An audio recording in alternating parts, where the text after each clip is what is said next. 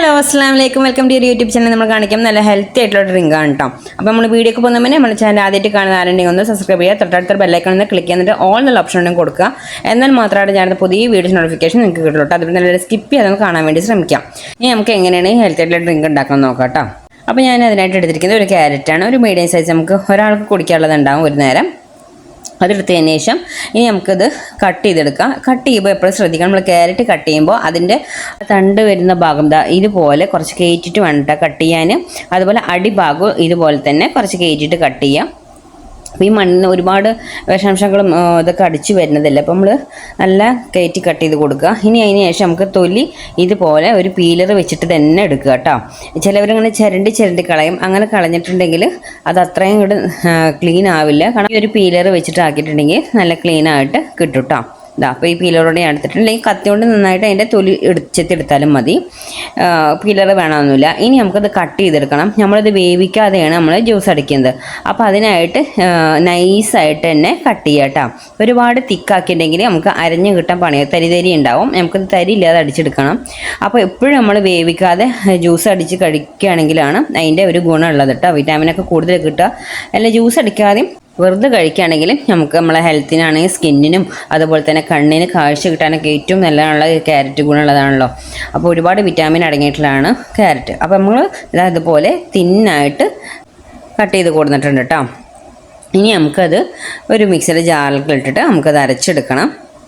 അപ്പോൾ അതിനായിട്ടൊരു ജാർ എടുത്തിട്ട് ഇനി നമുക്കത് കട്ട് ചെയ്ത് വെച്ച ക്യാരറ്റ് നമുക്ക് അതിലേക്ക് ഇട്ട് കൊടുക്കാം കേട്ടോ. ഇനി അടുത്ത് നമുക്ക് വേണ്ടത് അനാറാണ്, അതായത് മാതളം. അത് നമുക്ക് ഒരു പിടിയാണ് കേട്ടോ അതിട്ട് കൊടുക്കേണ്ടത്. ഈ മാതളം പറഞ്ഞാൽ നമ്മൾ രോഗപ്രതിരോധ ശേഷി വർദ്ധിപ്പിക്കാനും ദഹന പ്രശ്നങ്ങൾ അകറ്റാനും അതുപോലെ നമ്മളെ കൊളസ്ട്രോൾ കുറയാനും ഒക്കെ നല്ലതാണ് കേട്ടോ ഈ മാതളം കഴിക്കുന്നത്. ജ്യൂസ് അടിച്ചിട്ട് കുടിക്കുന്നതും അതുപോലെ വെറുതെ ഫ്രഷ് ആയിട്ട് കഴിക്കുന്നതും ഏറ്റവും നല്ലതാണ്. ജ്യൂസ് വെച്ച് കുടിക്കുമ്പോൾ ഒരിക്കലും നമ്മളിതിൽ ഷുഗർ ആഡ് ചെയ്യാൻ പാടില്ല കേട്ടോ. ഈ മാതളം ഒറ്റയ്ക്ക് നമുക്ക് ജ്യൂസ് അടിച്ച് കുടിക്കാൻ ഏറ്റവും നല്ലതാണ് കേട്ടോ. അതുപോലെ തന്നെ പനി ജലദോഷം ഒക്കെ വരുന്ന സമയത്ത് ക്ഷീണം മാറാനൊക്കെ ഇത് കഴിക്കുന്നത് നല്ലതാണ് കേട്ടോ. ഫ്രഷ് ആയിട്ട് കട്ട് ചെയ്തിട്ട് കഴിക്കുന്നത് ഏറ്റവും നല്ലതാണ് കേട്ടോ. നമുക്ക് വേണ്ടത് ചെറിയൊരു പീസ് ബീട്രൂട്ടാണ്. ശ്രദ്ധിക്കുക, നമ്മൾ ജ്യൂസ് അടിക്കുമ്പോൾ ബീട്രൂട്ട് ഒരുപാട് അങ്ങോട്ട് ചേർക്കാൻ പാടില്ല. ബീട്രൂട്ട് ഒരുപാട് അങ്ങോട്ട് കഴിക്കുന്നത് അത്ര നല്ലതല്ല, ഡെയിലി കഴിക്കണതൊന്നും. അപ്പോൾ ചെറിയൊരു പീസ്, നമ്മുടെ വെല്ലിൻ്റെ ഒരു സൈസ് ചെറിയൊരു പീസ് നമ്മൾ ഇട്ട് കൊടുക്കുന്നുള്ളൂ. അത് കട്ട് ചെയ്തിട്ട് ഇട്ട് കൊടുക്കുക കേട്ടോ. അങ്ങനെ ആ ഒരു പീസാക്കിയിട്ട് ചിലപ്പോൾ അത് അരഞ്ഞ് കിട്ടില്ല. അപ്പോൾ അതുകൊണ്ട് ചെറിയ പീസാക്കിയിട്ട് ഇട്ട് കൊടുക്കുക. ഇനി നമ്മൾ അധികം വെള്ളം ആഡ് ചെയ്യുന്നത് ഒരു 1/4 ഗ്ലാസ് വെള്ളം, അത് അരിയാൻ വേണ്ടിയിട്ടുള്ള വെള്ളം മാത്രമേ നമ്മൾ ഒഴിച്ച് കൊടുക്കുന്നുള്ളൂ. പിന്നെ നമ്മളിതിൽ ഷുഗർ ഹണി ഒന്നും ആഡ് ചെയ്യുന്നില്ല കേട്ടോ.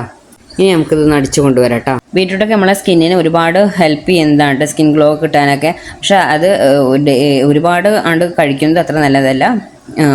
കഴിക്കുമ്പോൾ ചെറിയ പീസൊക്കെ ഇട്ട് എടുത്ത് കഴിക്കാനൊക്കെ ശ്രദ്ധിക്കുക കേട്ടോ. ഇത് നമ്മളിവിടെ അടിച്ചു കൊടുത്തിട്ടുണ്ട്. അതുപോലെ തരി ഇല്ലാതെ വേണം അടിച്ചെടുക്കാൻ. ഇനി നമ്മളിത് അരിക്കുന്നില്ല, അരിക്കാതെ സ്ട്രെയിറ്റ് വേണം നമ്മൾ കുടിക്കാൻ.